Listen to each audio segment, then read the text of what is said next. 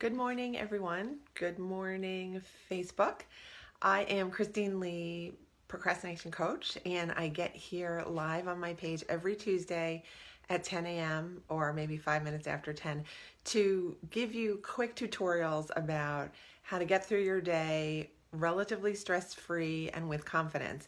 Today, I wanted to discuss a topic that I see with clients oftentimes or frequently, and that is the idea of how do we get through a high pressure situation, one in which we want to get a great result, but that situation itself makes us feel totally nuts. So it might be a presentation, a public speaking opportunity, a presentation in front of your colleagues. It might be a pitch that you make to your boss. It might be a job interview for a very competitive situation. And it could be just a conversation with someone that you really want to influence or persuade. Any of those situations, and of course, many others, can cause us to feel all sorts of ways. These situations can cause us to feel a certain kind of panic. They can cause us to feel inadequate. They can cause us to feel sweaty. They can cause us to feel like our brain doesn't have any information even though we've prepared. They can make us feel like we're going to be judged, and that actually can be a really scary thing to face. But of course, these situations are driving these emotions for a reason. At the other end of them, at the other side, there is something that we want.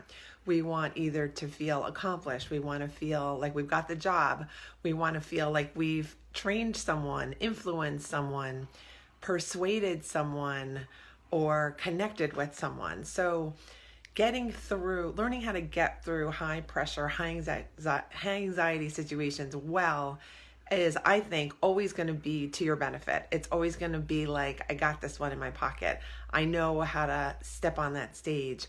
I know how to ask for that raise or that adjustment or that shift in deadline or that shift in circumstance. It might be something in your romantic relationship or your close relationship.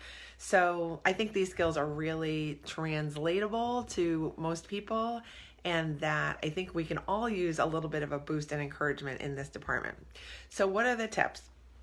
The tips are, like you've been hearing me lately, a lot about mindset. So just to get this out of the way, when you're doing high pressure presentations, there's nothing that can replace good preparation. I think that goes without saying, but I think as a former high-end procrastinator, I never really got around to that full preparation. I never left myself enough time. I was always feeling too anxious to get all the material together, to get the exact directions of where I was going. And there was always some sort of wing it factor in my process of getting to the presentation or the interview.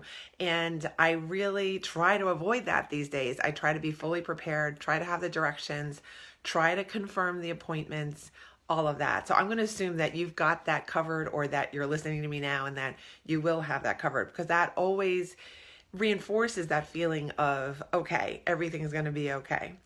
Now, after that, I think a lot of mindset stuff comes into play.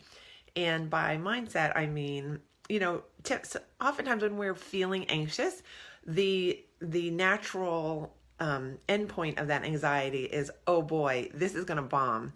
I'm going to fall flat on my face. I'm going to forget my lines. I'm going to look stupid. I'm going to start being flushed in my face, and that's going to look funny.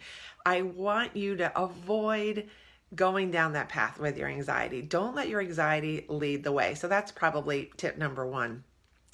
Instead of predicting how you're going to look negatively, really train your focus, or retrain your focus to focus on the end result that you want to get, that you want to be at the end of your speech feeling accomplished, that you want to feel like you spoke as confidently and cleanly as you could possibly have spoken. But you want to envision that positive result, not the negative result. So that's point number one. Point number two is prepare, but don't over prepare. I have done that in the past too, where I've stayed up too late, and then when I get to the presentation and I've completed the presentation and I'm starting to take questions, I don't have the mind space to absorb the full question. So when I'm answering those questions, I'm not really sure my answers are making sense or that I'm connecting to the person who asked the question. And that is not a good feeling. I might have hit it, but maybe I didn't. So my suggestion is don't go nuts the day before your presentation with over preparing, because you're just making yourself more anxious. And again, that anxiety leads to negative predictions, and negative predictions sometimes come true. So avoid the anxiety, avoid the over preparation, envision the positive outcome on the other side. Next tip is that you can actually do a writing exercise. And this may sound kind of funky or new agey or woo-woo, but I think this stuff really works. I tried it once and everything went so smoothly. And so the idea is that, let's say I have an interview tomorrow, and tomorrow would be Wednesday. I want to write down in a journal somewhere, on a piece of paper, a scratch piece of paper, on a napkin, it's okay. I want to write down what I would be thinking and feeling at the end of the next day, the end of Wednesday. So after the presentation or interview was completed, I want to say, oh, I woke up this morning feeling great. I did my meditation. I ate a great healthy breakfast. I prepared for my meeting. I did some deep breathing and I was off to go. I caught every subway with no complication. I enjoyed the sun. I enjoyed my presentation. During the presentation, I was clear. I was focused. Hi, Brandy. Good morning. I made great eye contact and things went really well. I feel like this was such a great presentation. I feel like I knocked it out of the park. I then enjoyed a smoothie and a walk in the park, and I went home and enjoyed some TV and a great meal. So that's the kind of thing you want to do. It may sound crazy to do that, but it's actually giving your mind and your body somewhere to aim for. Instead of aiming into this negative predictive state of, oh, this is going to feel terrible. Oh, I'm going to feel terrible. Nobody's going to like me. They're all going to judge me. You don't want to be walking into rooms with that kind of energy in you, because you're going to project anxiety, and you don't want to be projecting anxiety to your audience. I think that's about it. So let's keep it quick and simple today. Quick and simple often does the trick. So avoid the anxiety, predict the positive, prepare, but don't over prepare. And then write down what your steps are going to be. What is that day going to look like? And then again, knock it out of the park. All right. When you do this enough, when you get into this positive mind frame enough, this stuff will come much easier, much more easily to you. You will start to walk into rooms with greater confidence. Your presentations will start to go more smoothly. You will start to not care that you do ums and ahs so much, because it's just a small part of your great presentation. And you're going to be a better connector with your audience. And that is going to help you get the goal that you want. I wish everyone well for today. And I want to let you know that I've got a webinar dropping tomorrow. I will drop the link at the bottom of this post.